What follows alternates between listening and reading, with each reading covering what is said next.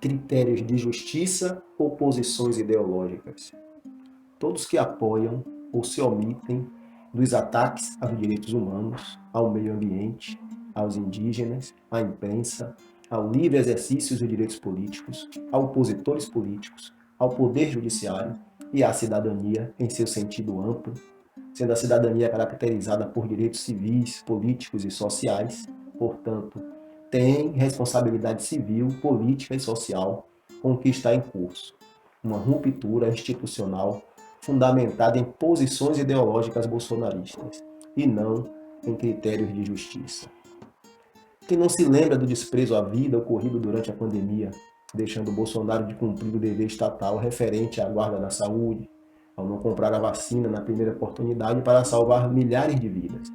Porém, optou-se no uso da cloroquina, contrariando as evidências científicas da eficácia e segurança das vacinas e do perigo da cloroquina, que aumentava em muito o risco de morte dos intubados por Covid.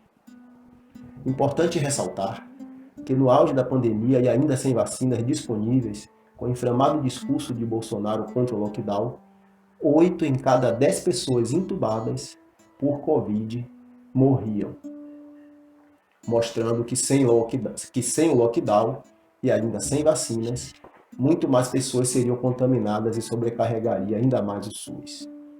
Quem não se lembra do governo que pregava o abre tudo, mesmo avisado do perigo da sobrecarga de colapso dos hospitais e do perigo de escassez de oxigênio. E foi justamente o que ocorreu no Amazonas. Apesar de incentivar o abre tudo, o governo não cuidou das consequências, mas omitiu-se das responsabilidades com a saúde dos brasileiros em todo o país, como no estado do Amazonas, é o que seria em todo o Brasil caso Bolsonaro tivesse gestão exclusiva da pandemia, como ele queria, chegando a ingressar ação no STF contra o lockdown. Gerir exclusivamente a pandemia seria fazer em todo o Brasil o que fez no Amazonas, deixando faltar oxigênio hospitalar para o Amazonas e, ao levá-lo, não fez com urgência necessária, fato que ocasionou ao menos 51 mortes por asfixia, segundo o Ministério Público. Isso denota o que seria a gestão governamental em todo o país, caso Bolsonaro ficasse sozinho gerindo a pandemia.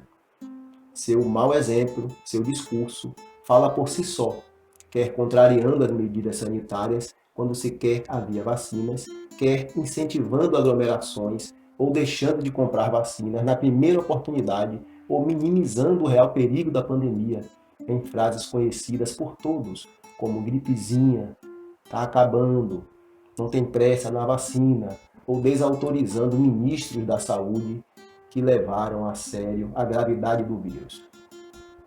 Estas e outras ações a favor do vírus, em detrimento da saúde e proteção dos brasileiros,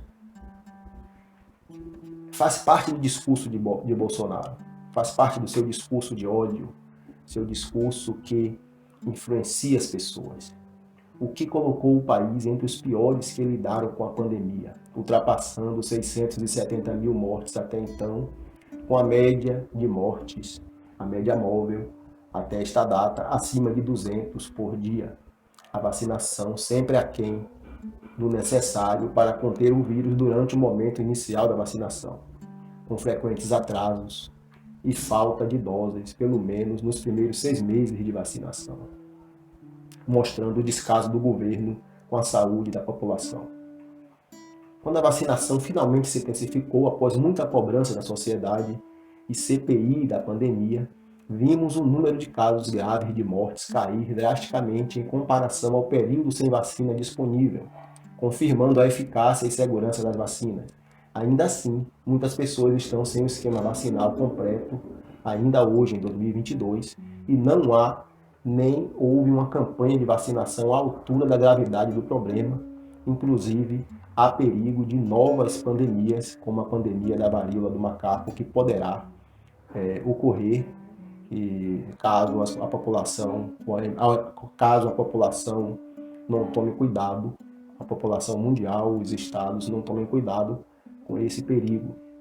Registre-se que o desestímulo vacinal parte do próprio presidente e o Brasil, neste governo, vê a queda brusca do esquema vacinal em doenças graves como sarampo, varíola e pólio. Esta havia sido erradicada após campanhas eficazes e responsáveis efetuadas por governos anteriores, que fizeram do SUS um exemplo internacional para outros países em campanhas de vacinação.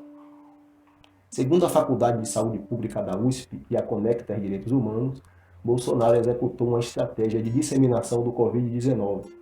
As entidades analisaram mais de 3.000 normas e decretos do governo neste sentido. E cá para nós, o próprio Bolsonaro não esconde que por ele todo mundo se contamina mesmo, independente de sobrecarga e colapso nos hospitais, como ocorreu no Amazonas.